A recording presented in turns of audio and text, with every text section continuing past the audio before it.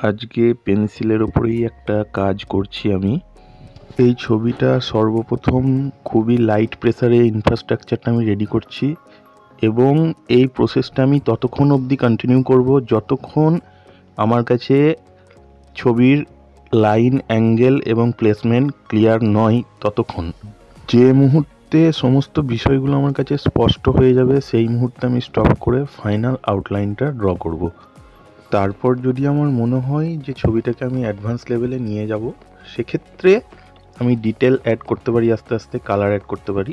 আমার কাছে অনেক বেশি ইম্পর্ট্যান্ট ড্রয়িং করার থেকে ড্রয়িংটাকে স্টাডি করা, যে কোনো ছবিকে বোঝা, তার line, angle, proportion, placement, composition, এই যে বিষয়গুলো এইগুলোকে বোঝা আমার কাছে বেশি গুরুত্বপূর্ণ ড্রয়িং করার থেকে। এবং আমার মনে হয় যারা স্টুডেন্ট ড্রয়িংয়ের তাদের ক্ষেত্রেও এই সেম প্রসেসটাই কিন্তু প্রযোজ্য।